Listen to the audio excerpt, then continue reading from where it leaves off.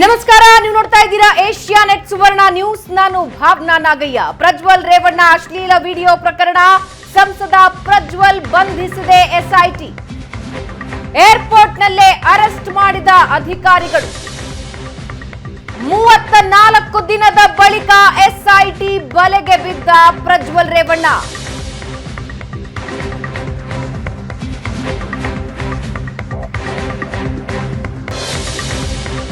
ಅಂತೂ ಸಂಸದ ಪ್ರಜ್ವಲ್ ರೇವಣ್ಣ ಬಂಧಿಸಿದ ಎಸ್ಐಟಿ. ಏರ್ಪೋರ್ಟ್ನಲ್ಲೇ ಅರೆಸ್ಟ್ ಮಾಡಿದ್ದಾರೆ ಅಧಿಕಾರಿಗಳು. ಕಳೆದ 3-4 ದಿನಗಳಿಂದ ಎಸ್ಐಟಿ ತಂಡ ಏರ್ಪೋರ್ಟ್ನಲ್ಲಿ ಕಾದು ಕೂತಿತ್ತು.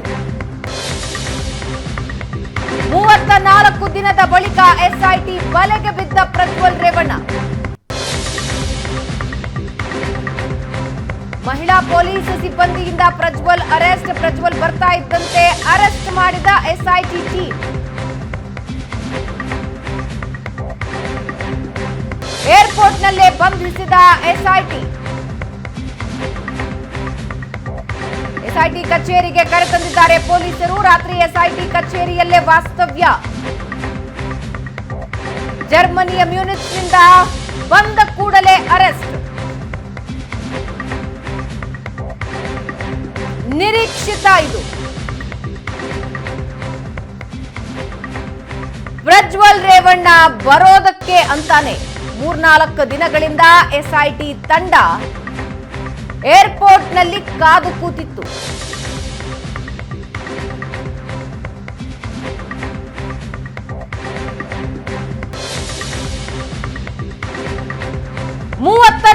ದಿನದ ಬಳಿಕ ಎಸ್ಐಟಿ ಬಲೆಗೆ ಬಿದ್ದ ಸಂಸದ ಪ್ರಜ್ವಲ್ ರೇವಣ್ಣ. ಎಸ್ಐಟಿ ಟೀಮ್ ಕರ್ಕೊಂಡು ಹೋಗ್ತಾ ಇದೆ.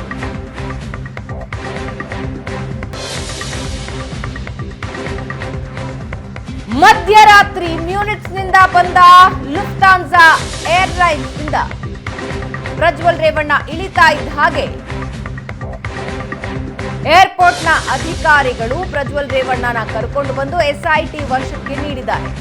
ಎಸ್ಐಟಿ ಟೀಮ್ ಬಂಧಿಸಿ ಕಚೇರಿಗೆ ಕರೆದುಕೊಂಡು ಹೋಗಿದೆ.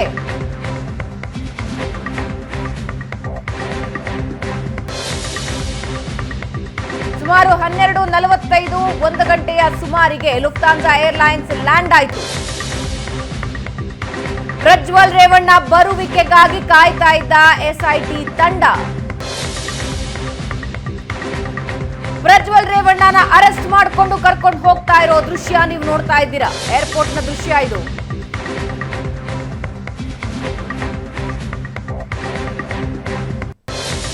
ಟರ್ಮಿನಲ್ 2 ನಲ್ಲಿ ಬ್ಯಾರಿಕೇಡ್ಗಳನ್ನ ಹಾಕಿ ವ್ಯವಸ್ಥೆ ಮಾಡಿಕೊಂಡಿದ್ರು ಅಧಿಕಾರಿಗಳು. ಕಳೆದ 3-4 ದಿನಗಳಿಂದ ಎಸ್ಐಟಿಯ ಒಂದು ತಂಡ ಏರ್ಪೋರ್ಟ್ನಲ್ಲಿ ಕಾದು ಕೂತಿತ್ತು. ಅಂತೂ 34 ದಿನದ ನಂತರ ಪ್ರಜ್ವಲ್ ರೇವಣ್ಣ ಅರೆಸ್ಟ್. ಮಧ್ಯರಾತ್ರಿ ಬೆಂಗಳೂರಿಗೆ ಲುಫ್ತಾನ್ಸಾ ವಿಮಾನ ಬಂದು ಇಳಿದಿದೆ. ಮಧ್ಯರಾತ್ರಿ 12:47ಕ್ಕೆ ಬೆಂಗಳೂರಿಗೆ ವಿಮಾನ ಬಂದಿಳಿದಿದೆ. ಎಸ್ಐಟಿ ಕಚೇರಿಯಲ್ಲಿ ಈಗ ಸಂಸದ ಪ್ರಜ್ವಲ್ ರೇವಣ್ಣ ಇದ್ದಾನೆ.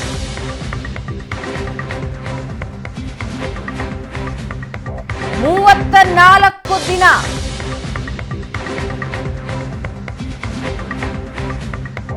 ಪ್ರಕರಣ ಬಯಲಾಗ್ತಾ ಇದ್ದ ಹಾಗೆ 26ನೇ ತಾರೀಕು ಪ್ರಜ್ವಲ್ ರೇವಣ್ಣ ಕರ್ನಾಟಕ ತೊರೆದಾಗಿತ್ತು.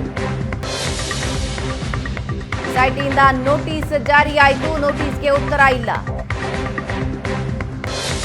ಪ್ರಕರಣ ದಾಖಲಾದ ನಂತರ ಬ್ಲೂ ಕಾರ್ನರ್ ನೋಟಿಸ್.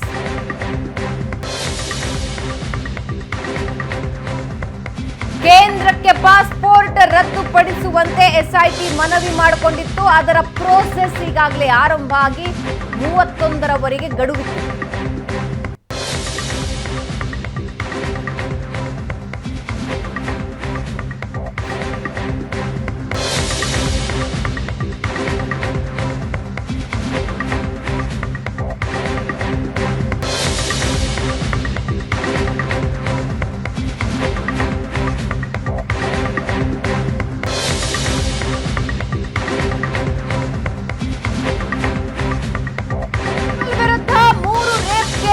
ದಾಖಲಾಗಿವೆ. ಮೊದಲ ಕೇಸ್ ಹೊಳೆನರಸೀಪುರ ಠಾಣೆಯಲ್ಲಿ ದಾಖಲಾಗಿದೆ. ಇನ್ನುಳಿದ 2 ಕೇಸ್ ಸಿಐಡಿ ಸೈಬರ್ ಠಾಣೆಗೆ ದೂರು ನೀಡೋದ್ರ ಮೂಲಕ ಅಲ್ಲಿ ದಾಖಲಾಗಿದೆ. ಒಂದು ಕಡೆ ನಿರೀಕ್ಷಣಾ ಜಾಮೀನು ಅರ್ಜಿ ಪ್ರಜ್ವಲ್ ರೇವಣ್ಣ ಸಲ್ಲಿಸಿದ್ದಾನೆ. ಕೆಂಪೇಗೌಡ ವಿಮಾನ ನಿಲ್ದಾಣದಿಂದ ಪೊಲೀಸರು ಪ್ರಜ್ವಲ್ನನ್ನ ಕರ್ಕೊಂಡು ಹೋಗ್ತಾ ಇರೋ ವಿಜುವಲ್ಸ್ ನೀವು ನೋಡ್ತಾ ಇದ್ದೀರಾ. ರಾತ್ರಿ 12:47ರ ಸುಮಾರಿಗೆ ಲುಫ್ತಾನ್ಸಾ ಏರ್ಲೈನ್ಸ್ನ ವಿಮಾನ ಬಂದಿಳಿದಿತ್ತು. ಅಲ್ಲಿಂದ ಏರ್ಪೋರ್ಟ್ ಅಧಿಕಾರಿಗಳು ಪ್ರಜ್ವಲ್ ರೇವಣ್ಣನನ್ನ ಕರ್ಕೊಂಡು ಬಂದು ಎಸ್ಐಟಿ ತಂಡಕ್ಕೆ ಕೊಟ್ಟಿದ್ದಾರೆ. ಅಲ್ಲಿಂದ ಎಸ್ಐಟಿ ತಂಡ ಅರೆಸ್ಟ್ ಮಾಡಿಕೊಂಡು ಕರ್ಕೊಂಡು ಹೋಗ್ತಾ ಇರೋ ದೃಶ್ಯ. 3 ಜನ ಮಹಿಳಾ ಎಸ್ಐಟಿ ಅಧಿಕಾರಿಗಳು, ಎಸ್ಐಟಿ ಸಿಬ್ಬಂದಿ ಅರೆಸ್ಟ್ ಮಾಡಿ ಕರ್ಕೊಂಡು ಹೋಗ್ತಾ ಇದ್ದಾರೆ ಪ್ರಜ್ವಲ್ ರೇವಣ್ಣನನ್ನ.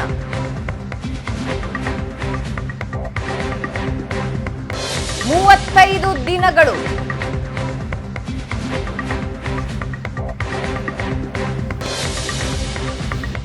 ಎಲ್ಲದರ ಬಗ್ಗೆ ಇನ್ನಷ್ಟು ಡೀಟೇಲ್ಸ್ ಅನ್ನ ನಮ್ಮ ಜೊತೆ ಹಂಚಿಕೊಳ್ತಾರೆ. ನಮ್ಮ ಜೊತೆ ಮಂಜು ಲೈವ್ ನಲ್ಲಿ ಜಾಯ್ನ್ ಆಗ್ತಾ ಇದ್ದಾರೆ. ಮಂಜು, 35 ದಿನಗಳಿಂದ ಎಸ್ಐಟಿ ಈ ಕ್ಷಣಕ್ಕೋಸ್ಕರ ಕಾಯ್ತಾ ಇತ್ತು. 3-4 ದಿನಗಳಿಂದ ಏರ್ಪೋರ್ಟ್ ಅಲ್ಲೇ ಒಂದು ತಂಡ ಬೀಡು ಬಿಟ್ಟಿತ್ತು. ಈಗ ಅಂತಿಮವಾಗಿ ಪ್ರಜ್ವಲ್ ರೇವಣ್ಣ ಅರೆಸ್ಟ್ ಆಗಿದೆ. ಇಷ್ಟು ದಿನಗಳು ನಡೆದುಕೊಂಡು ಬಂದ ಈ ಕೇಸ್ ನಡೆದುಕೊಂಡು ಬಂದ ಹಾದಿ ಮತ್ತು ಅರೆಸ್ಟ್ ಆದ ರೀತಿ ವಿವರಿಸೋದಾದ್ರೆ ಮಂಜು. ಭಾವನಾ, ಹೌದು, ಖಂಡಿತವಾಗಿ ಕೂಡ ಈ ಒಂದು ಪ್ರಕರಣ ಯಾವಾಗ ಅಂದ್ರೆ 35 ದಿನಗಳ ಹಿಂದೆ ಒಂದು ಹೊಳೆನರಸೀಪುರದಲ್ಲಿ ಒಂದು ಪ್ರಕರಣ ದಾಖಲಾಗುತ್ತೆ. ಅಂದ್ರೆ ಏನು ಚುನಾವಣಾ ಮುಗಿದ ನಂತರ 2 ದಿನಗಳ ನಂತರ ಒಂದು ಪ್ರಕರಣ ದಾಖಲಾಗುತ್ತೆ. ಪ್ರಕರಣ ದಾಖಲಾದ ಹಾಕುವಂತ ಮುಂಚಿತವಾಗಿ, ಒಂದು ದಿನ ಮುಂಚಿತವಾಗಿ ಏನು ಪ್ರಜ್ವಲ್ ರೇವಣ್ಣ ದೇಶವನ್ನ ಬಿಡ್ತಾರೆ, ಜರ್ಮನಿಯಲ್ಲಿ ಇರ್ತಾರೆ ಅನ್ನೋ ಒಂದು ಮಾಹಿತಿ ಕೂಡ ಇರ್ತಕ್ಕಂಥದ್ದು. ಸದ್ಯ ಈ ಒಂದು ಪ್ರಕರಣಕ್ಕೆ ಸಂಬಂಧಪಟ್ಟಂತೆ ಒಟ್ಟು ಅಂದ್ರೆ ಏನು ಮೊದಲನೇದಾಗಿ ಹೊಳೆನರಸೀಪುರದಲ್ಲಿ ಒಂದು ದೂರ ದಾಖಲಾಗುತ್ತೆ. ದೂರು ದಾಖಲಾದ ನಂತರ ಹುಡುಕಾಟವನ್ನ ಶುರು ಮಾಡ್ತಾರೆ. ಆದ್ರೆ ಏನು ಪ್ರಜ್ವಲ್ ರೇವಣ್ಣ ಇದು ಕರ್ನಾಟಕದಲ್ಲೇ ಇರೋದಿಲ್ಲ ಅನ್ನೋ ಒಂದು ಮಾಹಿತಿ ಕೂಡ ಸಿಗುತ್ತೆ. ಇದಾದ ನಂತರ ಏನು ಎಸ್ಐಟಿ ಅಧಿಕಾರಿಗಳ ತಂಡವನ್ನು ರಚನೆ ಮಾಡ್ತಾರೆ. ರಚನೆಯನ್ನ ಮಾಡಿ ಅವರಿಗೆ ಪವರ್ನ ಕೊಟ್ಟಂತಹ ಸರ್ಕಾರ ಅವ್ರನ್ನ ಹುಡುಕಾಟವನ್ನು ನಡೆಸ್ತಾರೆ. ಈ ಹುಡುಕಾಟದ ನಡುವೆ ಒಂದಷ್ಟು ಮಾಹಿತಿ ಸಿಗುತ್ತೆ. ಅಂದ್ರೆ ವಿಡಿಯೋಗಳ ಮೇಲೆ ವಿಡಿಯೋಗಳು ಸಿಕ್ಕುತ್ತಾ ಹೋಗುತ್ತೆ, ಅಂದ್ರೆ ಅತ್ಯಾಚಾರದ ವಿಡಿಯೋಗಳು ಸಿಗ್ತಾ ಹೋಗುತ್ತೆ. ಆಗ ಎಸ್ಐಟಿ ಅಧಿಕಾರಿಗಳು ಮತ್ತೊಂದು ಏನು ಸುತ್ತೋಲೆನ ಹೊಡಿಸ್ತಾರೆ. ಅಂದ್ರೆ ಯಾರಾದ್ರೂ ಸಂತ್ರಸ್ತರು ತಾವಾಗಿ ದೂರನ್ನ ಕೊಡೋದಾದ್ರೆ ನಾವು ಅದನ್ನ ಸ್ವೀಕರಿಸ್ತೇವೆ ಅನ್ನೋದನ್ನ ಕೂಡ ತಿಳಿಸ್ತಾರೆ. ಇದಾದ ನಂತರ 2 ದೂರುಗಳು ಈ ಒಂದು ಎಸ್ಐಟಿಯ ಕಚೇರಿಯ ಒಳಭಾಗದಲ್ಲೇ ದೂರು ದಾಖಲಾಗುತ್ತೆ. ಆ ಒಂದು ದೂರನ್ನು ದಾಖಲು ಮಾಡ್ಕೊಳ್ತಾರೆ. ಪ್ರಮುಖವಾಗಿ ಅದರಲ್ಲಿ 376 ಕೇಸ್ಗಳನ್ನ ಕೂಡ ದಾಖಲು ಮಾಡ್ಕೊಳ್ತಾರೆ. ಈ ಒಂದು ಹಿನ್ನೆಲೆಯಲ್ಲಿ ದೂರು ದಾಖಲು ಮಾಡ್ಕೊಂಡ ನಂತರದಲ್ಲಿ ಹಲವು ಬಾರಿ ಅಂದ್ರೆ ಲುಕ್ಔಟ್ ನೋಟಿಸ್ ಅನ್ನ ಕೂಡ ಕೊಡ್ತಾ ಹೋಗ್ತಾರೆ. ಪ್ರಜ್ವಲ್ ರೇವಣ್ಣರಿಗೆ ಲುಕ್ಔಟ್ ನೋಟಿಸ್ಗೆ ಉತ್ತರ ಸಿಗೋದಿಲ್ಲ. ಅಂದ್ರೆ 3 ಬಾರಿ ನೋಟಿಸ್ ಅನ್ನ ಕೊಡ್ತಾ ಹೋಗ್ತಾರೆ, ಅದಕ್ಕೆ ಉತ್ತರ ಬರೋದಿಲ್ಲ. ನಂತರ ಲುಕ್ಔಟ್ ನೋಟಿಸ್ ಅನ್ನು ಜಾರಿ ಮಾಡ್ತಾರೆ. ಇದಾದ ನಂತರ ಬ್ಲೂ ಕಾರ್ ನೋಟಿಸ್ ಅನ್ನ ಕೂಡ ಜಾರಿ ಮಾಡ್ತಾರೆ, ಅದಕ್ಕೂ ಕೂಡ ಉತ್ತರ ಬರೋದಿಲ್ಲ. ಯಾವಾಗ ಈ ಒಂದು ಪ್ರಕರಣದ ಗಂಭೀರತೆ ತೀವ್ರತೆ ಆಗ್ತಾ ಹೋಗುತ್ತೋ ಪ್ರಜ್ವಲ್ ರೇವಣ್ಣರಿಗೆ ಒಂದು ಮಾಹಿತಿ ಸಿಗ್ತಾ ಹೋಗುತ್ತೆ. ಇದಾದ ನಂತರ ಪ್ರಜ್ವಲ್ ರೇವಣ್ಣ ಒಂದು ವಿಡಿಯೋವನ್ನ, ಅಂದ್ರೆ ಕಳೆದ 2 ದಿನಗಳ ಹಿಂದೆ ಒಂದು ವಿಡಿಯೋವನ್ನ ಮಾಡಿ ಬಿಟ್ಟಿರ್ತಕ್ಕಂಥದ್ದು. ಈ ವಿಡಿಯೋದಲ್ಲಿ ನಾನು 31ನೇ ತಾರೀಕು ಏನು ಬೆಂಗಳೂರಿಗೆ ಬರ್ತೀನಿ, ಕರ್ನಾಟಕಕ್ಕೆ ಬರ್ತೀನಿ, ಮತ್ತೆ ಬೆಂಗಳೂರಿಗೆ ಬರ್ತೀನಿ, ಮತ್ತೆ ನಾನು ಎಸ್ಐಟಿ ಅಧಿಕಾರಿಗಳ ಮುಂದೆ ಹಾಜರಾಗ್ತೀನಿ ಅಂತ ಹೇಳಿದ್ರು. ಆದ್ರೆ ಇದಕ್ಕೆ ಸಂಬಂಧ ಪೂರಕವಾದಂತ ಅಂದ್ರೆ ಈಗಾಗಲೇನು ಬ್ಲೂ ಕಾರ್ ನೋಟಿಸ್ ಇರ್ಬೋದು, ಲುಕ್ಔಟ್ ನೋಟಿಸ್ ಇರ್ಬೋದು, ಇದೆಲ್ಲವನ್ನ ಕೂಡ ಎಸ್ಐಟಿ ಅಧಿಕಾರಿಗಳು ಕೊಟ್ಟಿರ್ತಕ್ಕಂಥ ಹಿನ್ನೆಲೆಯಲ್ಲಿ ಅವರು ಎಸ್ಐಟಿ ಮುಂದೆ ಬರ್ತಕ್ಕಂಥ ಮುಂಚಿತವಾಗಿ ಅವ್ರನ್ನ ಬಂಧನವನ್ನ ಮಾಡುವಂತ ಕೆಲಸವನ್ನ ಕೂಡ ಮಾಡ್ತಾರೆ. ಅಂದ್ರೆ ಬ್ಲೂ ಕಾರ್ ನೋಟಿಸ್ ಅನ್ನ ಜಾರಿ ಮಾಡುವಂತ ಹಿನ್ನೆಲೆಯಲ್ಲಿ ಯಾವ ದೇಶದಿಂದ ವಿಮಾನವನ್ನ ಹತ್ತಿದ್ದಾರೆ ಅನ್ನೋ ಒಂದು ಮಾಹಿತಿ ಸಿಗುತ್ತೆ.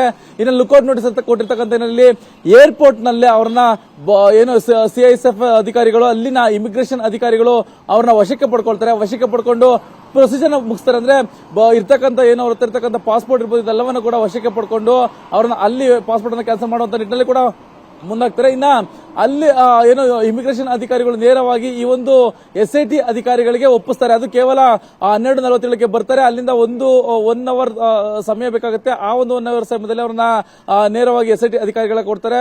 ಅವರು ಮಾಧ್ಯಮಗಳಿಗೆ ಸಿಗಬಾರ್ದು ಅಂತ ಹೇಳಿ ತಡರಾತ್ರಿ ಆದ್ರೆ ರಾತ್ರೋರಾತ್ರಿ ಅವರು ಬೇರೊಂದು ಮಾರ್ಗದ ಮೂಲಕ ಎಸ್ಐಟಿ ಕಚೇರಿಯ ಒಳಭಾಗಕ್ಕೆ ಕರೆತಂದಿರ್ತಕ್ಕಂಥ ಪ್ರಮುಖ ಇದೆಲ್ಲವನ್ನ ನೋಡ್ತಾ ಹೋದಾಗ ಈಗ 3 ಪ್ರಕರಣಗಳಲ್ಲಿ ಬೇಕಾಗಿರ್ತಕ್ಕಂಥ ಪ್ರಜ್ವಲ್ ರೇವಣ್ಣ ಸದ್ಯ 3 ಪ್ರಕರಣ ಮೇಲ್ನೋಟಕ್ಕೆ ಆಗಿರ್ತಕ್ಕಂಥದ್ದು. ಆದ್ರೆ ಅವರ ಬಳಿ ಸಾಕಷ್ಟು ವಿಡಿಯೋಗಳು ಇದೆ ಅನ್ನೋ ಒಂದು ಮಾಹಿತಿ ಇರ್ತಕ್ಕಂಥದ್ದು. ಈ ಒಂದು ವಿಡಿಯೋಗಳು ಕೂಡ ಎಸ್ಐಟಿ ಅಧಿಕಾರಿಗಳಿಗೆ ಸಾಕಷ್ಟು ಫೋಟೋಸ್ ಇರ್ಬೋದು, ಮತ್ತೆ ಅಂದ್ರೆ ಆ ಒಂದು ಅತ್ಯಾಚಾರಕ್ಕೆ ಸಂಬಂಧಪಟ್ಟಂತ ವಿಡಿಯೋಸ್ಗಳಿರ್ಬೋದು, ಮತ್ತೆ ಫೋಟೋಸ್ಗಳಿರ್ಬೋದು, ಇದೆಲ್ಲವೂ ಕೂಡ ಏನು ಎಸ್ಐಟಿ ಅಧಿಕಾರಿಗಳ ಬಳಿ ಕೂಡ ಇದೆ. ಅದರಲ್ಲಿ ಒಂದಷ್ಟು ಏನು ಪ್ರಶ್ನೆಗಳನ್ನ ಹಾಕೊಂಡು ಈ ಒಂದು ಏನು ಎಫ್ಐಆರ್ಗೆ ಬೇಕಾಗಿರ್ತಕ್ಕಂಥ ಮಾಹಿತಿಗಳನ್ನ ಕೇಳುವಂತ ನಿಟ್ಟಿನಲ್ಲಿ ಕೂಡ ಮುಂದಾಗ್ತಾ ಹೋಗ್ತಾರೆ ಭಾವನಾ.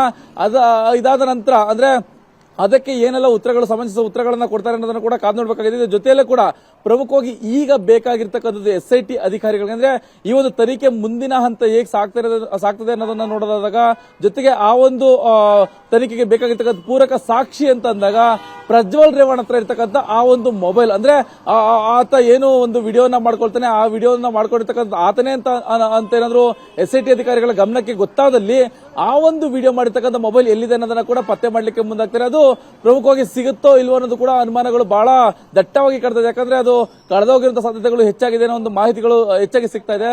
ಹಾಗಾಗಿ ಈ ಒಂದು ಟೆಕ್ನಿಕಲ್ ಎವಿಡೆನ್ಸ್ ನ ಮೂಲಕ ಈ ಒಂದು ಮೊಬೈಲ್ ಅನ್ನ ಪತ್ತೆ ಹಚ್ಚುವಂತ ನಿಟ್ಟಿನಲ್ಲಿ ಮುಂದಾಗ್ತಾರೆ. ಒಂದು ವೇಳೆ ಮೊಬೈಲ್ ಇಲ್ಲದೆ ಹೋದಂತ ಸಂದರ್ಭದಲ್ಲಿ ಆ ಒಂದು ಬಂದಿರತಕ್ಕಂಥ ವಿಡಿಯೋ ಏನಿದೆ ಆ ಒಂದು ವಿಡಿಯೋಗಳನ್ನ ಆಧಾರವಾಗಿ ಇಟ್ಕೊಳ್ತಾರೆ. ಮತ್ತೆ ಜೊತೆಗೆ ಸಂತ್ರಸ್ತರು ಹೇಳಿರ್ತಕ್ಕಂಥ ಮಾಹಿತಿಗಳನ್ನ ಆಧಾರವಾಗಿ ಇಟ್ಕೊಳ್ತಾರೆ. ಇದೆಲ್ಲದರ ಜೊತೆಗೆ ಆತನನ್ನ ಸ್ಥಳಕ್ಕೆ ಕರ್ಕೊಂಡೋಗಿ ಮಹಾಜರನ್ನ ಮಾಡುವಂತ ನಿಟ್ಟಿನಲ್ಲಿ ಕೂಡ ಮುಂದಾಗ್ತಾರೆ. ಭವನ ಸ್ಥಳ ಮಹಾಜರನ್ನ ಮಾಡತಕ್ಕಂಥದ್ದು, ಮತ್ತೆ ಎಲ್ಲೆಲ್ಲಿ ಏನೇನು ಯಾವ ರೀತಿ ಅತ್ಯಾಚಾರ ಆಗಿದೆ ಅನ್ನೋದನ್ನ ಕೂಡ ಹೋಗಿ ಸ್ಥಳ ಮಹಾಜರನ್ನ ಮಾಡಿಕೊಂಡು ಅಲ್ಲಿ ಒಂದಷ್ಟು ಮಾಹಿತಿಗಳನ್ನ ಕಲೆ ಹಾಕೊಂಡು ಅದನ್ನ ಟೆಕ್ನಿಕಲ್ ಎವಿಡೆನ್ಸ್ ಆಗಿ ಸಂಗ್ರಹ ಮಾಡ್ಕೊಳ್ತಾರೆ. ಭವನ 34 ದಿನಗಳ ರಾಜಕೀಯ ಮೇಲಾಟಗಳು ಜೋರಾಗಿ ನಡೆದುವು ಮಂಜು. ಅಂತಿಮವಾಗಿ ಪ್ರಕರಣದ ವಿಷಯಕ್ಕೆ ಬರೋದಾದ್ರೆ, ಸಂತ್ರಸ್ತ ಮಹಿಳೆಯರಿಗೆ ನ್ಯಾಯ ದೊರಕಿಸಿಕೊಡೋ ವಿಷಯಕ್ಕೆ ಬರೋದಾದ್ರೆ SIT ಈಗ ಬಂಧನಕ್ಕೆ ಒಳಪಡಿಸಿದೆ. ಇವತ್ತು ಏನೆಲ್ಲ ಬೆಳವಣಿಗೆ ನಡೆಯುತ್ತೆ, ಜೊತೆಗೆ ನ್ಯಾಯಾಲಯದ ಮುಂದೆ ಯಾವಾಗ ಹಾಜರುಪಡಿಸಲಾಗುತ್ತೆ? ಭಾವನಾ, ಹೌದು, ಪ್ರಮುಖವಾಗಿ ತಡರಾತ್ರಿ ಏನು ಇಲ್ಲಿ ಬರೋಷ್ಟೊಳಗಡೆ ಆಲ್ಮೋಸ್ಟ್ 2 ಗಂಟೆ ಆಗಿತ್ತು. ಹಾಗಾಗಿ ಅಲ್ಲಿ ಕೋರ್ಟ್ಗೆ ತತ್ಕ್ಷಣ ಹೋಗಿ ಕರ್ಕೊಂಡು ಹೋಗ್ಲಿಕ್ಕೆ ಆಗಿರಲಿಲ್ಲ. ಈಗ ಸದ್ಯ ಇವತ್ತು ಬೆಳಗ್ಗೆ, ಅಂದ್ರೆ ಈಗ ಏನು 6 ಗಂಟೆ ಆಗಿದೆ, 6 ಗಂಟೆ ನಂತರ ಇನ್ನೇನು 2 ಗಂಟೆಗಳ ನಂತರ ಇಲ್ಲೇ ಸ್ಥಳೀಯ ಬೋರಿಂಗ್ ಆಸ್ಪತ್ರೆ, ಅಂದ್ರೆ ಮೋಸ್ಟ್ ಪ್ರಾಬಬ್ಲಿ 10 ಗಂಟೆಗೆ ಹೋಗ್ಬೋದು ಅಂತ ಅನ್ಸುತ್ತೆ, ಏನು ಇಲ್ಲಿ ಬೋರಿಂಗ್ ಆಸ್ಪತ್ರೆಗೆ ಕರ್ಕೊಂಡು ಹೋಗ್ತಾರೆ. ಪ್ರಾಥಮಿಕ ಚಿಕಿತ್ಸಾ ಹಂತವನ್ನ ಕೊಡಿಸಲಾಗುತ್ತೆ. ಅಂದ್ರೆ ಇಲ್ಲಿ ನಿನ್ನೆ ರಾತ್ರಿ ಕೂಡ ಕರ್ಕೊಂಡು ಹೋಗಬೇಕಾಗಿತ್ತು. ಯಾವಾಗ ಈ ಒಂದು SIT ಅಧಿಕಾರಿಗಳು ಪ್ರಜ್ವಲ್ ರೇವಣ್ಣನ ಬಂಧನವನ್ನ ಮಾಡ್ತಾರೆ, ಬಂಧನ ಮಾಡಿದ ನಂತರ ಮೆಡಿಕಲ್ಗೆ ಒಳಪಡಿಸಬೇಕಾಗುತ್ತೆ. ಆಗ ಏನು ಬೋರಿಂಗ್ ಆಸ್ಪತ್ರೆಯಲ್ಲಿ ವೈದ್ಯರು ಇದ್ರೋ ಇಲ್ವೋ ಗೊತ್ತಿಲ್ಲ. ಆದ್ರೆ ಒಂದು ಏನು ಆಂಬ್ಯುಲೆನ್ಸ್ಗೆ ಜೊತೆಗೆ ಒಬ್ಬ ವೈದ್ಯರಿಗೆ ಮಾಹಿತಿಯನ್ನ ಕೂಡ ಕೊಟ್ಟಿದ್ರು. ಜೊತೆಗೆ ಅವ್ರನ್ನ ಇಲ್ಲೇ ಇದು ಏನು CIDಯ ಕಚೇರಿಯ ಒಳಭಾಗದಲ್ಲೇ ಕರ್ಸ್ಕೊಂಡಿದ್ರು. ರಾತ್ರಿಯೇ ಕೂಡ ಪ್ರಾಥಮಿಕ, ಅಂದ್ರೆ ಅವ್ರಿಗೆ ತಪಾಸಣೆಯನ್ನ ಮಾಡಲಾಗಿದೆ. ಇನ್ನ ಮತ್ತೆ ಬೋರಿಂಗ್ ಆಸ್ಪತ್ರೆಗೆ ಕರ್ಕೊಂಡು ಹೋಗ್ತಾರೆ. ಅವರ ಹೆಲ್ತ್ ಇಶ್ಯೂಸ್ ಹೇಗಿದೆ ಅನ್ನೋದನ್ನ ಕೂಡ ಇವತ್ತು 10 ಗಂಟೆ ನಂತರ ಕರ್ಕೊಂಡು ಹೋಗ್ತಾರೆ. ಒಂದು ಮಧ್ಯಾಹ್ನದ ನಂತರ, ಅಂದ್ರೆ 24 ಗಂಟೆ ತಾಸಿರುತ್ತೆ. ಇಂದು ಬೆಳಗಿನ ಜಾವ ಮಧ್ಯರಾತ್ರಿ 2 ಗಂಟೆಯಲ್ಲಿ ಬಂದಿರತಕ್ಕಂಥದ್ರಲ್ಲಿ ಇನ್ನು 24 ಗಂಟೆ ತಾಸಿರುತ್ತೆ. ಹಾಗಾಗಿ ಮಧ್ಯಾಹ್ನದ ಮೇಲೆ ಅವ್ರನ್ನ ಕರ್ಕೊಂಡು ಹೋಗ್ತಾರೆ. ಕರ್ಕೊಂಡು ಹೋಗ್ತಕ್ಕಂಥ ಮುಂಚಿತವಾಗಿ, ಅಂದ್ರೆ ಯಾವಾಗ ಆಸ್ಪತ್ರೆಗೆ ಕರ್ಕೊಂಡೋಗಿ ಬಂದು ಇಲ್ಲಿ ಕರ್ಕೊಂಡು ಇರ್ತಾರೆ, ಒಂದಷ್ಟು ಮಾಹಿತಿಗಳನ್ನ ಸಂಗ್ರಹ ಮಾಡ್ಕೊಳ್ತಾರೆ. ಪ್ರಮುಖವಾಗಿ ಇವರನ್ನ ಕಸ್ಟಡಿಗೆ ಕೇಳಬೇಕಾಗುತ್ತೆ. ಅಂದ್ರೆ ಈ ಒಂದು 3 ಪ್ರಕರಣಗಳು ಇವರ ಮೇಲೆ ಇರ್ತಕ್ಕಂಥ ಹಿನ್ನೆಲೆಯಲ್ಲಿ ಮತ್ತೆ 34 ದಿನಗಳನ್ನು ತಲೆಮರೆಸಿಕೊಂಡಿದ್ರು. ಈ ಒಂದು 34 ದಿನಗಳ ತಲೆಮರೆಸಿಕೊಂಡಿರ್ತಕ್ಕಂಥ ಹಿನ್ನೆಲೆಯಲ್ಲಿ ಒಂದಷ್ಟು ಮಾಹಿತಿಗಳು ಸಾಕಷ್ಟು ಗ್ಯಾದರ್ ಮಾಡಬೇಕಾಗಿರುತ್ತೆ. ಸಂತ್ರಸ್ತರು ಇರ್ತಕ್ಕಂಥ ಹೇಳಿಕೆಗಳಿರುತ್ತೆ, ಆ ಹೇಳಿಕೆಗೆ ಸ್ಪಷ್ಟನೆಯನ್ನ ಪಡ್ಕೊಳ್ಬೇಕಾಗುತ್ತೆ. ಹಾಗಾಗಿ ಸಾಕಷ್ಟು ವಿಷಯಗಳನ್ನ ಪ್ರಜ್ವಲ್ ರೇವಣ್ಣರಿಂದ ಕಲೆ ಹಾಕೊಳ್ಬೇಕಾಗುತ್ತೆ. ಹಾಗಾಗಿ ಅವರನ್ನ ವಿಚಾರಣೆಗೆ ಪಡ್ಕೊಳ್ಳಿಕ್ಕೆ ಕಸ್ಟಡಿಗೆ ಕೇಳ್ತಾ ಹೋಗ್ತಾರೆ. ಒಟ್ಟಾರೆಗೆ 3 ಪ್ರಕರಣಗಳು ಇರ್ತಕ್ಕಂಥದ್ದು ಭಾವನಾ. ಈ 3 ಪ್ರಕರಣಗಳಲ್ಲಿ 14 ದಿನಗಳ ಕಾಲ ಕಸ್ಟಡಿಗೆ ಪಡ್ಕೊಳ್ಳೋದಾದ್ರೆ ಒಟ್ಟು ಒಂದು ಹತ್ರ ಆಸ್ಪಾಸ್ 30 ದಿನಗಳ ಮೇಲಾಗುತ್ತೆ. ಅಂದ್ರೆ ಪ್ರಮುಖವಾಗಿ ಈಗ ಸದ್ಯ ಈ ಒಂದು ಮೊದಲನೇ ಪ್ರಕರಣ ಇರ್ತಕ್ಕಂಥ ಒಳನರಸೀಪುರ ಪ್ರಕರಣ, ಆ ಒಂದು ಒಂದೊಂದೇ ಪ್ರಕರಣದಲ್ಲಿ ಅವರನ್ನ ವಶಕ್ಕೆ ಪಡ್ಕೊಳ್ತಾ ಹೋಗ್ತಾರೆ. ಆ ಒಂದು ತನಿಖಾ ಹಂತವನ್ನ ಏನು ಜಾಗೃತ ಮಾಡ್ಕೊಳ್ತಾ ಹೋಗಿ ಪ್ರತಿಯೊಂದು ಪ್ರಕರಣಕ್ಕೂ ಇತ್ಯರ್ಥವನ್ನ ಮಾಡ್ಕೊಳ್ಳುವಂತ ನಿಟ್ಟಿನಲ್ಲಿ ಕೂಡ SIT ಅಧಿಕಾರಿಗಳು, ಅಂದ್ರೆ ಅವರು ಚಾರ್ಜ್ ಶೀಟ್ ಅನ್ನು ಫಿಲ್ ಮಾಡಬೇಕಲ್ಲ, ಆ ಚಾರ್ಜ್ ಶೀಟ್ ಅನ್ನು ಫಿಲ್ ಮಾಡ್ಕೊಳ್ಳಿಕ್ಕೆ ಏನೆಲ್ಲ ಮಾಹಿತಿಗಳು ಬೇಕು, ಟೆಕ್ನಿಕಲ್ ಎವಿಡೆನ್ಸಸ್ ಬೇಕು, ಆ ಒಂದು ಟೆಕ್ನಿಕಲ್ ಎವಿಡೆನ್ಸ್ ಗಳನ್ನ ಕಲೆ ಹಾಕೊಳ್ತಾ ಹೋಗ್ತಾ ಇರ್ತಾರೆ. ಇದಾದ ನಂತರ ಒಂದು ವೇಳೆ ಇವ್ರನ್ನ ಸ್ಥಳ ಮಹಾಜರಿಗೆ ಏನಾದ್ರು ಕರ್ಕೊಂಡು ಹೋಗ್ಬೇಕು ಅಂದ್ರೆ ಸ್ಥಳ ಮಹಾಜರ್ ಕರ್ಕೊಂಡು ಹೋಗ್ತಾರೆ. ಸಂತ್ರಸ್ತರು ಏನ್ ಹೇಳ್ತಾರೆ ಅಂದ್ರೆ ಸಂತ್ರಸ್ತ ಮಹಿಳೆ ಏನ್ ಹೇಳ್ತಾರೆ, ಆ ಒಂದು ಮಹಿಳೆಯ ಆಧಾರದ ಮೇರೆಗೆ ಮಾಹಿತಿಗಳನ್ನ ಕಲೆ ಹಾಕೊಳ್ತಾರೆ. ಜೊತೆಗೆ ಯಾವ್ಯಾವ ಜಾಗದಲ್ಲಿ ಅತ್ಯಾಚಾರ ನಡೀತು ಅಂತ ಹೇಳ್ತಾರೆ, ಆ ಒಂದು ಜಾಗಕ್ಕೆ ಪ್ರಜ್ವಲ್ ರೇವಣ್ಣರನ್ನ ಕೂಡ ಕರ್ಕೊಂಡು ಹೋಗ್ಲಾಗುತ್ತೆ. ಅಲ್ಲಿ ಏನೆಲ್ಲ ಆಯ್ತು ಅನ್ನೋದನ್ನ ಕೂಡ ಅವ್ರು ಮುಂದೆ ವಿವರವಾಗಿ ಕೇಳ್ತಾ ಹೋಗ್ತಾರೆ. ಅವರು ಅಲ್ಲಿಗೆ ಎಷ್ಟು ಸಮಂಜಸ ಉತ್ತರವನ್ನ ಕೊಡ್ತಾರೆ ಅನ್ನೋದನ್ನು ಕೂಡ ಅಲ್ಲಿ ಬಹಳ ಮುಖ್ಯ ಆಗುತ್ತೆ. ಯಾಕಂದ್ರೆ ವಿಡಿಯೋ ರೆಕಾರ್ಡ್ ಅನ್ನ ಕೂಡ ಮಾಡ್ಕೊಳ್ಳಾಗುತ್ತೆ. ಯಾಕಂದ್ರೆ ಕೋರ್ಟ್ ಮುಂದೆ ಹಾಜರುಪಡಿಸಬೇಕಾಗುತ್ತೆ. ಹಾಗಾಗಿ ಅಲ್ಲಿ ವಿಡಿಯೋ ರೆಕಾರ್ಡ್ ಅನ್ನ ಕೂಡ ಮಾಡ್ಕೊಳ್ಳಾಗುತ್ತೆ. ಇದಾದ ನಂತರ ಈ ಒಂದು ಅತ್ಯಾಚಾರ ಆರೋಪ ಅಂದ್ರೆ ಏನು ಸೆಕ್ಷನ್ ಗಳೆಲ್ಲ ಹಾಕಿದರೆ ಇದೆಲ್ಲದಕ್ಕೂ ಕೂಡ ಅವ್ರ ಹತ್ರ ಒಂದಷ್ಟು ಎವಿಡೆನ್ಸ್ ಗಳನ್ನ ಕೇಳ್ಕೊಳ್ಳಾಗುತ್ತೆ. ಪ್ರಮುಖವಾಗಿ ಅವರ ಮೊಬೈಲ್ ಕೇಳ್ತಾರೆ ಆಬ್ವಿಯಸ್ಲಿ. ಅದಾದ ನಂತರ ಮತ್ತಷ್ಟು ಅಂದ್ರೆ ಆ ಸಂತ್ರಸ್ತ ಏನೆಲ್ಲ ಹೇಳಿಕೆಯನ್ನು ಕೊಟ್ಟಿದ್ದಾರೆ, ಆ ಒಂದು ಹೇಳಿಕೆ ಮೇಲೆ ಒಂದಷ್ಟು ಮಾಹಿತಿಗಳನ್ನ ಪ್ರಶ್ನೆಗಳನ್ನ ಕೇಳ್ತಾ ಹೋಗಿ ಅದಕ್ಕೆ ಉತ್ತರಗಳನ್ನ ಪಡ್ಕೊಳ್ಳುವಂತ ನಿಟ್ಟಿನಲ್ಲಿ ಕೂಡ SIT ಅಧಿಕಾರಿಗಳು ಮುಂದಾಗ್ತಾರೆ. ಭಾವನಾ, ಎಸ್ ಮಂಜುನಾಥ್, ಇದರ ಜೊತೆಗೆ ನಿರೀಕ್ಷಣಾ ಜಾಮೀನಿನ ಅರ್ಜಿ ಸಲ್ಲಿಕೆಯಾಗಿದೆ. ಅದರ ವಿಚಾರಣೆ ಬರುತ್ತೆ, ಏನಾಗತ್ತೆ ಅನ್ನೋ ಕುತೂಹಲ ಇದೆ. ಆದರೆ ಇಂತಹ ಪ್ರಕರಣದಲ್ಲಿ ನಿರೀಕ್ಷಣಾ ಜಾಮೀನಿನ ನಿರೀಕ್ಷೆಯೇ ತಪ್ಪು ಅಂತ ಅನ್ಸುತ್ತೆ. ಸೊ 3 ಜನರ ಭವಿಷ್ಯ ಇವತ್ತು ನಿರ್ಧಾರ ಆಗುತ್ತೆ. ಭವಾನಿ ರೇವಣ್ಣ ಜಾಮೀನಿದೆ. ರೇವಣ್ಣ ಅವರು ಇಡೀ ಪ್ರಕರಣವನ್ನೇ ರದ್ದುಗೊಳಿಸಬೇಕು ಅಂತ ನ್ಯಾಯಾಲಯದ ಮೊರೆ ಹೋಗಿದ್ದಾರೆ. SIT ರೇವಣ್ಣ ಅವರ ಜಾಮೀನು ರದ್ದುಗೊಳಿಸಿ ಅಂತ ಹೋಗಿದ್ದಾರೆ. ಪ್ರಜ್ವಲ್ ರೇವಣ್ಣ ನಿರೀಕ್ಷಣಾ ಜಾಮೀನಿದೆ. ರೇವಣ್ಣ ಕುಟುಂಬಕ್ಕೆ ಯಾವ ರೀತಿಯ ಟೆನ್ಷನ್ ಡೇ ಇವತ್ತು?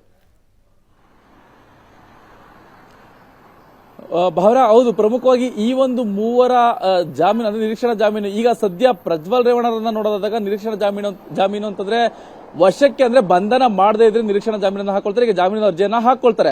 ಅಂದ್ರೆ ಈ ಜಾಮೀನು ಅರ್ಜಿಯನ್ನ ಹಾಕೊಳ್ಳೋದು ಪ್ರಮುಖವಾಗಿ ಅವ್ರ ಕಡೆ ಲಾಯರ್, ಅದು ಪ್ರೊಸೀಜರ್, ಅದು ಕಾಮನ್ ಪ್ರೊಸೀಜರ್ ಇರುತ್ತೆ. ಆದ್ರೆ ಅದಕ್ಕೆ ಆಕ್ಷೇಪ ಸಲ್ಲಿಸತಕ್ಕಂಥದ್ದು ಕೂಡ ಈ ಒಂದು SSP ಅಂದ್ರೆ ಈ ಒಂದು CID SIT ಯ SSP ಆಗಿರ್ತಕ್ಕಂಥವ್ರು ಕೂಡ ಅಬ್ಜೆಕ್ಷನ್ ಸಲ್ಲಿಸ್ತಾರೆ. ಇನ್ನ ಈ ಒಂದು ಪ್ರಕರಣ ಸೂಕ್ಷ್ಮತೆಯನ್ನು ನೋಡಿದಾಗ ಅಷ್ಟು ಸುಲಭವಾಗಿ ಜಾಮೀನು ಯಾಕಂದ್ರೆ ಅದು ಜಡ್ಜ್ಗಳ ವಿವೇಚನೆಗೆ ಬಿಟ್ಟಿರ್ತಕ್ಕಂಥ, ಜೊತೆಗೆ ಅವರ ಆದೇಶದ ಮೇಲೆ ಎಲ್ಲವೂ ಕೂಡ ನಡೀತಾ. ಅಂದ್ರೆ ಪ್ರಮುಖವಾಗಿ ಈ ಒಂದು ಪ್ರಕರಣವನ್ನ ಸಾಮಾನ್ಯವಾಗಿ ನೋಡುವಂತ ಸಂದರ್ಭದಲ್ಲಿ ಇಷ್ಟು ಸೆನ್ಸಿಟಿವ್ ಇರ್ತಕ್ಕಂಥ ವಿಚಾರದಲ್ಲಿ ಜಾಮೀನು ಸಿಗೋದು ಬಹುತೇಕ ಕಷ್ಟ ಇರುತ್ತೆ. ಅದರಲ್ಲೂ ಕೂಡ ಈ ರೀತಿಯಾಗಿ ತಲೆಮರೆಸ್ಕೊಂಡು ಹೋಗಿದ್ದಾರೆ ಅನ್ನೋ ಒಂದು ಮಾಹಿತಿ ಯಾವಾಗ ಸಿಗುತ್ತೆ, ಇದು ಬಹಳ ಗಂಭೀರತೆಯನ್ನು ಪಡ್ಕೊಳ್ಳುತ್ತೆ. ಹಾಗಾಗಿ ಇದಕ್ಕೆ ಸಂಬಂಧಪಟ್ಟಂತೆ ನಿರೀಕ್ಷಣಾ ಜಾಮೀನು ಕೊಡೋದು ಬಹಳ ತೀರಾ ಕಡಿಮೆ ಇರುತ್ತೆ. ಇನ್ನ ಭವಾನಿ ರೇವಣ್ಣ ಅವರು ಕೂಡ ಈಗಾಗಲೇ ಏನು ನಿರೀಕ್ಷಣಾ ಜಾಮೀನನ್ನು ಹಾಕೊಂಡಿರ್ತಕ್ಕಂಥದ್ದು, ಅವ್ರಿಗೂ ಕೂಡ ಏನು ಕೋರ್ಟಲ್ಲಿ ಆಗ್ಲೇ ಒಂದು ವಾರದಿಂದ ಕೂಡ ನಡೀತಾ ಇದೆ. ಇನ್ನ ರೇವಣ್ಣರವರು ಕೂಡ ಈಗಾಗಲೇ ಹಾಕೊಂಡಿರ್ತಕ್ಕಂಥ ಬಹಳ ಇದರಲ್ಲಿ ಒಂದಲ್ಲಿ ಜಾಮೀನು ಅರ್ಜಿ ರೇವಣ್ಣರವ್ರದ್ದು ಸ್ಕ್ವಾಶ್ ಹಾಕೊಂಡಿದ್ರೆ ಅದು ಬಹುತೇಕ ನೋಡ್ಬೇಕಾಗತ್ತೆ. ಇವತ್ತು ಅದ್ರ ವಾದ ವಿವಾದಗಳಾಗುತ್ತೆ. ಅದರಲ್ಲಿ ಏನೆಲ್ಲ ಅಂಶಗಳು ಉಲ್ಲೇಖ ಆಗುತ್ತೆ, ಅದರ ಮೇಲೆ ಬೇಸ್ ಮೇಲೆ ಕೊಡಲಾಗುತ್ತೆ. ಬಹುತೇಕ ಇವತ್ತು ಕೊಡೋದು ಕಡಿಮೆ ಇದ್ರೂ ಕೂಡ ಕೊಡುವಂತ ಅಂದ್ರೆ ಈ ಒಂದು ಜಾಮೀನು ಅರ್ಜಿ ವಜಾವನ್ನ ಮಾಡ್ತಕ್ಕಂಥದ್ದು ಸಾಧ್ಯತೆ ಕಡಿಮೆ ಇದ್ರೂ ಕೂಡ ವಾದ ವಿವಾದಗಳ ಮೇಲೆ ನಿರ್ಧಾರ ಆಗುತ್ತೆ ಭಾವನಾ. ಇನ್ನ ಪ್ರಜ್ವಲ್ ರೇವಣ್ಣರವರ ವಿಚಾರಕ್ಕೆ ಈಗಾಗಲೇ ಏನು ಬಂಧನ ಆಗಿದೆ. ಸೊ ನಿರೀಕ್ಷಣಾ ಜಾಮೀನು ಅರ್ಜಿ ವಾಪಸ್ ತಗೊಳ್ತಾರೆ, ಮತ್ತೆ ಜಾಮೀನು ಅರ್ಜಿಗೆ ಹಾಕೊಳ್ತಾರೆ. ಆದ್ರೆ ಜಾಮೀನು ಅರ್ಜಿ ವಿಚಾರಣೆ ಆಗ್ಬೇಕಾಗತ್ತೆ. ವಿಚಾರಣೆ ಆಗ್ತಾ ಈ ಒಂದು SSP ಕೂಡ ಅಬ್ಜೆಕ್ಷನ್ ಅನ್ನ ಸಲ್ಲಿಸಬೇಕಾಗತ್ತೆ. ಆ ಒಂದು ಅಬ್ಜೆಕ್ಷನ್ ಮತ್ತೆ ವಾದ ವಿವಾದ ಆಗ್ತಾ ಹೋಗುತ್ತೆ. ಇದಕ್ಕೆಲ್ಲ ಪ್ರೊಸೀಜರ್ ಇರುತ್ತೆ. ಅಲ್ಲಿವರು ಕೂಡ ಈಗ ಪ್ರಾಥಮಿಕವಾಗಿ ಏನು ನ್ಯಾಯಾಲಯದ ಮುಂದೆ ಹೋಗಿ ಜಡ್ಜ್ ಮುಂದೆ ನಿಂತ್ಕೊಂಡಾಗ ಪೊಲೀಸ್ ಕಸ್ಟಡಿಗೆ ಕೇಳುವಂತ ಸಾಧ್ಯತೆ, ಅಂದ್ರೆ SIT ಕಸ್ಟಡಿಗೆ ಕೇಳುವಂತ ಸಾಧ್ಯತೆಗಳು ತೀರಾ ಇರುತ್ತೆ. SITಗೆ ಕೊಡುವಂತ ಸಾಧ್ಯತೆಗಳು ಕೂಡ ಏನು ಪ್ರಜ್ವಲ್ ರೇವಣ್ಣ ಅಂದ್ರೆ ವಿಚಾರಣೆಯ ಹಂತಕ್ಕೆ ಬೇಕಾಗಿದ್ದಾರೆ ಅನ್ನೋ ಒಂದು ಮಾಹಿತಿಯನ್ನ ಪಡ್ಕೊಂಡು ಅವರನ್ನ SIT ಅಧಿಕಾರಿಗಳಿಗೆ ಕೊಡುವಂತ ಸಾಧ್ಯತೆಗಳು ತೀರಾ ಹೆಚ್ಚಾಗಿದೆ ಭಾವನಾ. ಎಸ್ ಮಂಜು, ಧನ್ಯವಾದ ನಿಮ್ಮೆಲ್ಲ ಮಾಹಿತಿಗೆ.